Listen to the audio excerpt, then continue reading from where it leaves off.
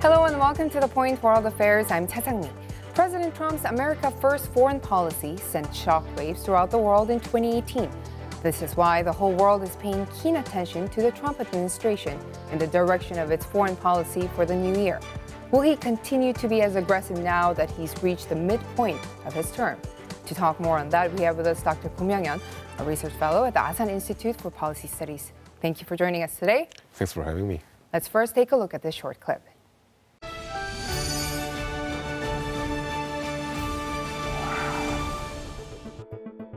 President Donald Trump announced on December 19 that he would withdraw some 2,000 U.S. troops from Syria.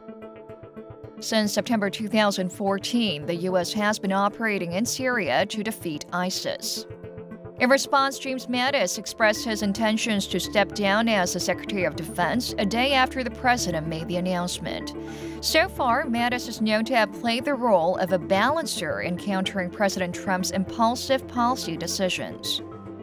Secretary Mattis was one of the few symbols, the few items of strength and stability in this administration.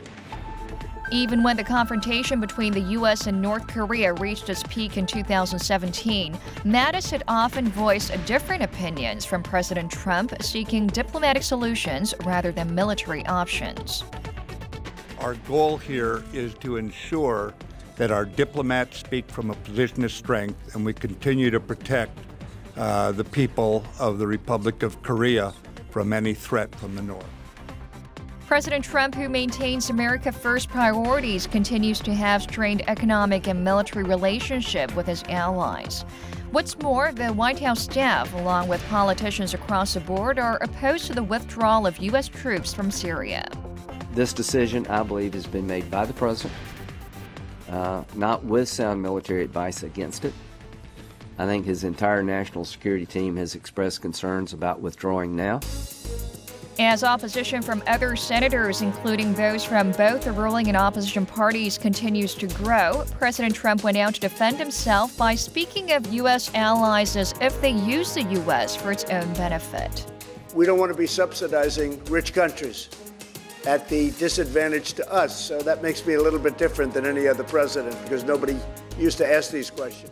America shouldn't be doing the fighting for every nation on earth, not being reimbursed in many cases at all. If they want us to do the fighting, they also have to pay a price, and sometimes that's also a monetary price. As the U.S. tries to improve its trade deficits and put pressure on its allies to share the burden of defense costs, it is uncertain what direction the trade dispute with China will take after the 90-day ceasefire. With important personnel like the Defense Secretary and the White House Chief of Staff out of the picture now, concerns over the direction of America's foreign policy is mounting. On This Week's The Point World Affairs, we discuss the direction of the Trump administration's foreign policy in 2019. Dr. Ko, last year, the foreign policy of America revolved around America First. So tell us about that. Well, we know that President Trump came into power saying that the U.S. leadership is actually outdated, that the other countries in the world are taking a free ride on the U.S. leadership at U.S. expense, obviously. So he wanted to correct that. So I think there's some support for that idea in the American society, for sure.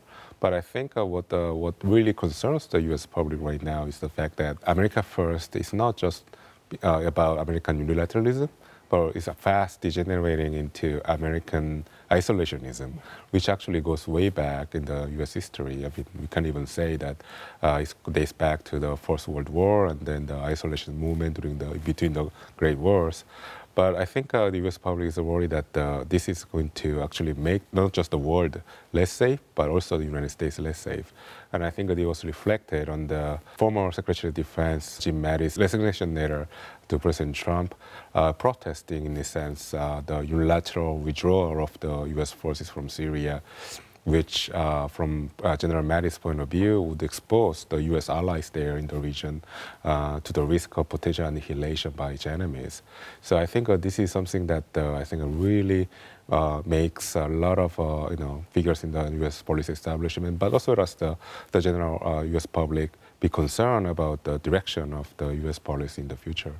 Right. In line with that isolationist theory, the U.S. foreign policy really, Trump has been pushing for sharing the defense costs from his U.S. allies, as well as you have mentioned, pulling the troops out of Syria and even Afghanistan. Do you think that he will continue with his arbitrary decision-making in 2019?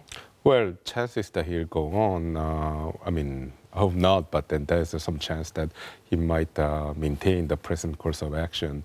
And the reason is because I think he's first of all, I think he doesn't really understand the complexity of presidential executive decisions. I think his decision-making actually is born out of his experience as a CEO of a private company.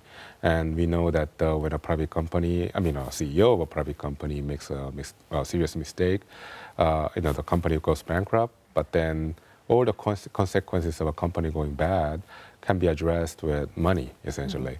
But then when a country makes a bad decision, it has a very serious, grievous repercussions. People oftentimes lose lives because of bad political decisions. I don't think President Trump understands the multiplicity of the political decisions that he's facing every day. So that's one reason. I don't think he understands the complexity of a political decision-making process.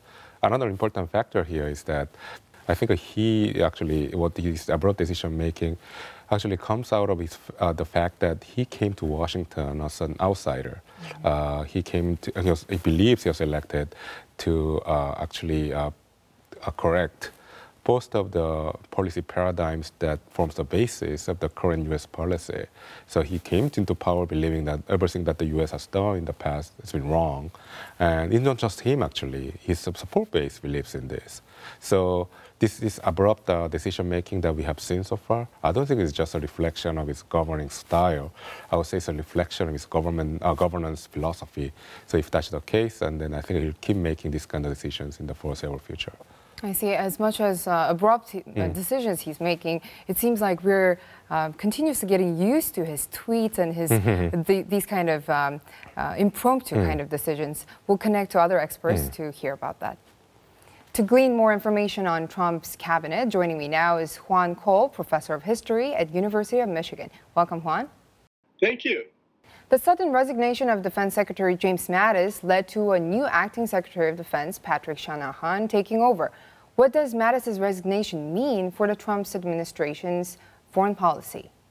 Mattis was viewed as a steady hand in Washington, D.C. Trump is known to be somewhat erratic. He says one thing, then he says another, but Mattis was steady.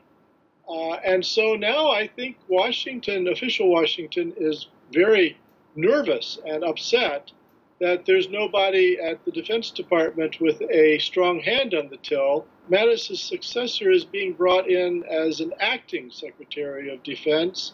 It's not clear when Trump will nominate a permanent one.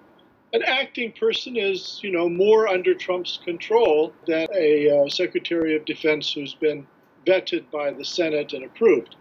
So this means more control for Trump, less consistency probably.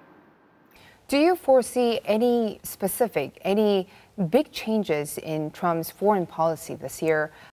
Well, getting out of Syria is a big change. And that will affect the U.S. foreign policy in the Middle East.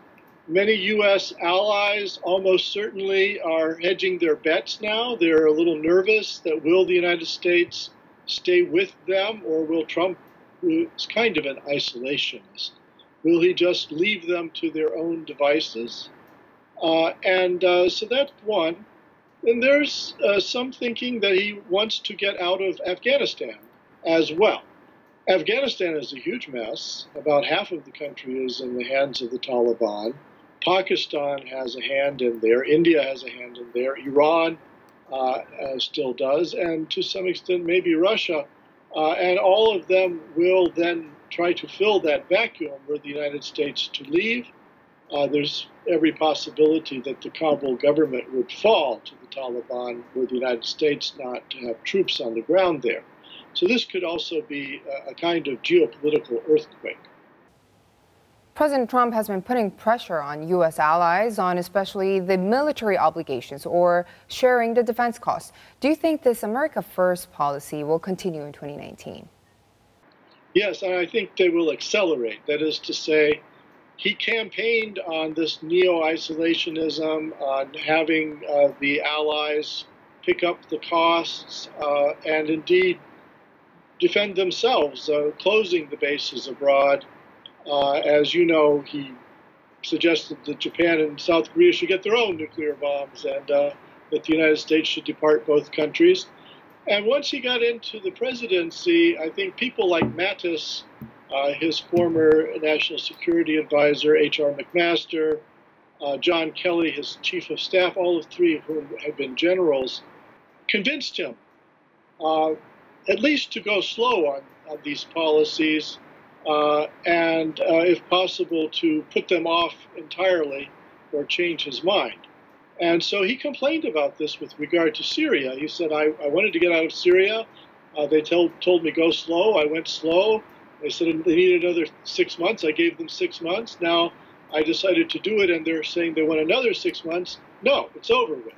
So if he feels that way, and now he's gotten rid of, or at least made things so unpleasant that Mattis and Kelly have left, McMaster had already left, there's no one any longer who has any gravitas, any weight to come to him and say, please don't do this, or please, wait a while.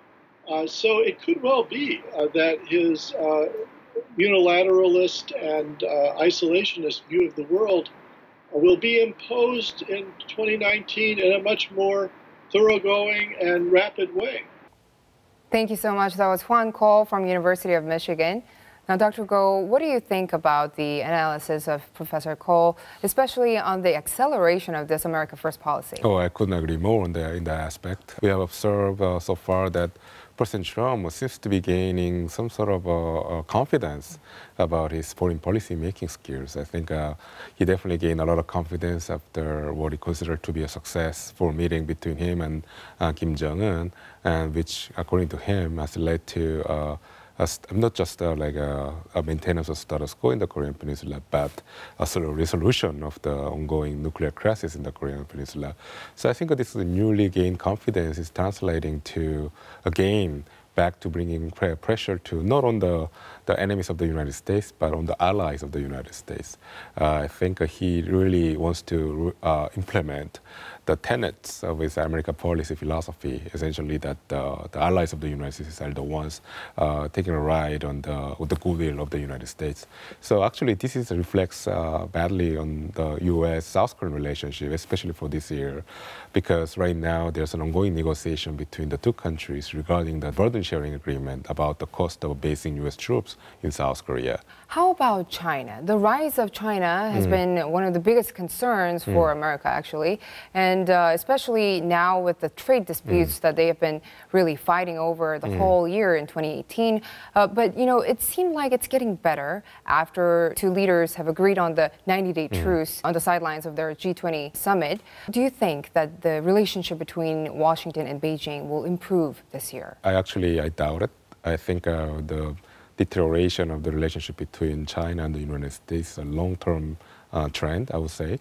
And the reason is because the U.S. has explicitly stated that China is the biggest strategic rival to the United States. And what really concerns the United States is the fact that China is not just an economic powerhouse. It is already an economic powerhouse, but it wants to become a technological leader in a very advanced technology that the United States consider to be crucial to maintain its own leadership in the world. We know that China has implemented so-called China Manufacturing 2025. That really worries the U.S., especially because U.S. believes that China has gained the upper hand in this technological arms race by stealing technology and by disrespecting intellectual property. So I think the U.S. will make sure that through these trade disputes to really curtail this kind of moves by China. And this is not going to be solved by a simple tweet or simple negotiation round between Chinese leader and President Trump. Whoever succeeds President Trump in the near future will maintain this posture, I believe. And maybe there might be temporary truce between the two countries, but in the long run, I think the U.S. will maintain pressure on China to make sure that the U.S. preserves its leadership. On January 1st, North Korean leader Kim Jong-un made a televised New Year speech via the Korean Central Television. 나는 앞으로도 언제든 또다시 미국 대통령과 마주 앉을 준비가 되어 있으며 반드시 국제사회가 환영하는 결과를 만들기 위해 노력할 것입니다. The fact that Kim expressed his firm will to denuclearize adds to the possibility of a second North Korea-U.S. summit, along with the analysis that the message was customized for President Trump. President Trump has also responded on Twitter by saying that he is looking forward to a second meeting with Chairman Kim. 미국이 세계 앞에서 한 자기의 약속을 지키지 않고 우리 인민의 인내심을 오판하면서 일방적으로 그 무엇을 강요하려 들고 우연히 공화국에 대한 제재와 압박으로 나간다면 우리로서도 어쩔 수 없이 부득불 나라의 자주권과 국가의 최고 이익을 수호하고 조선반도의 평화 안정을 이루기 위한 새로운 길을 모색하지 않을 수 없게 될 수도 있습니다. Meanwhile, there are mixed interpretations on what the North Korean leader means by quote-unquote seeking new ways. Analysts say Kim is also sending an indirect message to urge Trump to respond quickly to realize denuclearization goals. But Kim's calls for America's concessions are completely different from the U.S. position that denuclearization comes first before any lifting of economic sanctions. The U.S. State Department and President Trump made it clear on several occasions that sanctions will be lifted only after denuclearization. This leaves no choice but for the two leaders to meet in person and resolve the differences in their positions. Attention is focusing on how President Trump will diagnose Chairman Kim's intentions revealed in his New Year's speech and how he will drive the U.S.-North Korea relations. 2019 is set to be a watershed for whether or not breakthroughs in the denuclearization talks will take place. We connect with experts from the U.S. to further analyze the Trump administration's foreign policy direction for the new year. We now connect to another expert in Washington, D.C. Joining me now is David Maxwell, a senior fellow at Foundation for Defense of Democracies. Good to have you on again, David. Thank you. It's very nice to be here. Good to talk to you. What area of diplomacy do you think President Trump will focus on the most in 2019, and why? Well, actually, I think President Trump, is going to go down in history as a domestic president. I think his greatest focus is on in the domestic area. Of course, he views national security as securing our borders. So I think he's going to be focusing on that. So in the Western Hemisphere, he'll be focusing on our southern border in particular. And I think that what we are seeing is a real divergence and a real split in worldviews, particularly about alliances. And I think the resignation of Secretary Mattis and his resignation letter really illustrated the view that this administration is taking a transactional view towards alliances. I think President Trump wants to minimize foreign involvement for the most part and really focus domestically. So I think, his withdrawal from Syria, although he said he's not going to withdraw from Iraq, reducing forces in Afghanistan by half, I think you're going to see really a retrenchment. That's really his intention. And some have called it, isolationist, a kind of hawkish isolationist. He certainly is not afraid to use military power. He's demonstrated that. But I think that he really wants to focus inward and keep his campaign promises. And what that means, of course, is our alliances based, as perhaps the ROC and U.S. alliance has always been based on shared values, which, of course, is freedom and individual liberty, liberal democracy, free market economy and human rights, shared interest, peace on the Korean Peninsula. Speaking of North Korea, it seems like Washington has been taking an unhurried stance on the denuclearization talks, especially on the Korean Peninsula. Do you think this is exactly what President Trump wants and feels about it? Well, I think certainly he wants success on the Korean Peninsula. In 2018, he practiced what we might call unconventional, experimental, top-down diplomacy. I think that we can assess that 2018 was historic and unprecedented because of not only the meetings between Trump and Kim, 3 meetings between Kim and Moon, but also the Secretary of State traveling multiple times to North Korea. So 2018 has been the year of high-level meetings. The issue is between the U.S. and North Korea, there have not been working-level meetings between U.S. Special Representative Stephen Biegun and North Korean Representative Chae Sun-hee. And until that happens, we are unlikely to see any foreign progress on dismantling North Korea's nuclear program. And I think that part of the reason for that is that Kim, perhaps like Trump, think they can make a deal with each other. And I think that Kim Jong-un is actually going to miscalculate if he thinks that he can deal directly with Trump and get a deal. Because despite President Trump's rhetoric, and actions in other cases, I think he knows that to get a deal, it's going to take a lot of work, a lot of detailed work that working level negotiators are going to have to conduct in order to achieve it. So 2019, we're really going to see if his unconventional experimental top-down diplomacy will bear fruit. And I'm cautiously optimistic. And as long as we keep engaging, that's better. North Korea has not tested nuclear weapons or its missiles in over a year, which is a positive. But they haven't stopped development either. Thank you. That was David Maxwell from FDD in Washington, D.C. Dr. Go, do you agree with Mr. Maxwell's analysis on the future relationship between Pyongyang and Washington? David actually just described himself as a cautious optimist. I'm a little bit more pessimistic than his stance, but then pessimist is essentially an optimist who's informed. So the reason is because I think there's a fundamental disagreement between United States and North Korea when it comes to the nature of denuclearization. There hasn't been any agreement between the two sides when it comes to how to describe what kind of denuclearization they're going to have in the Korean Peninsula. North Korea wants to have a complete denuclearization of the entire Korean Peninsula. Of course, the United States wants the denuclearization of North Korea, whereas U.S. specific, North Korea's denuclearization is general. So, and I don't think there's been any bridging of the gap between the two sides throughout last year. So I don't think that's going to things will be different this year either. There's a fundamental conceptual difference between the two sides. I think it'll be very difficult for the two sides to come to a specific agreement about how to implement the denuclearization roadmap. So if that's the case, I think we're going to see more tension this year between the two countries. It doesn't mean that we're going to go back what we have seen in 2017, but it means that there'll be a lot more friction, a lot more noise when it comes to the U.S. and North Korea relation this year. So I think we should be prepared for that. There was a huge midterm election last year in the U.S., and the change of this results, everybody is focusing on that now that the Democrats are taking over the House from this year. Do you think this will change the course of the denuclearization talks this year? So it's going to make the complete agreement, successful and viable agreement between North Korea and the United States even more difficult. The reason why I say that is that at least half the U.S. Congress is being controlled by the Democrats. One of the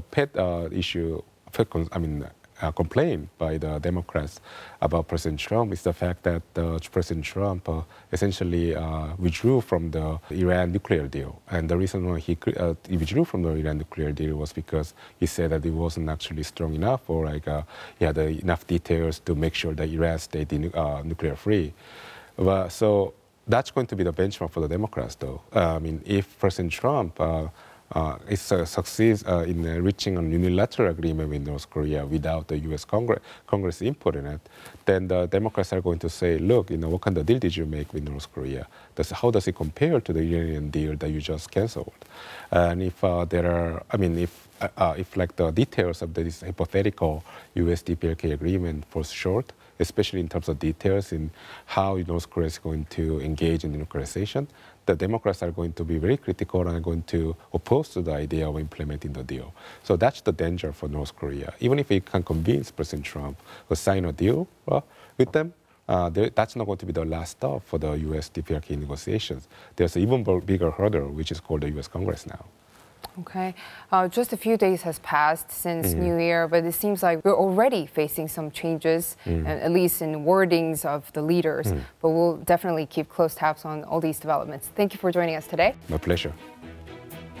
President Trump may have been criticized for being too whimsical at times, but he seems to be trying to move the negotiations forward with North Korea in a positive way. We'll be closely following where America's foreign policy is headed to in 2019. Particularly on the denuclearization of the Korean Peninsula. That's all we have for this week's A Point World Affairs. Thank you for tuning in and see you again next week.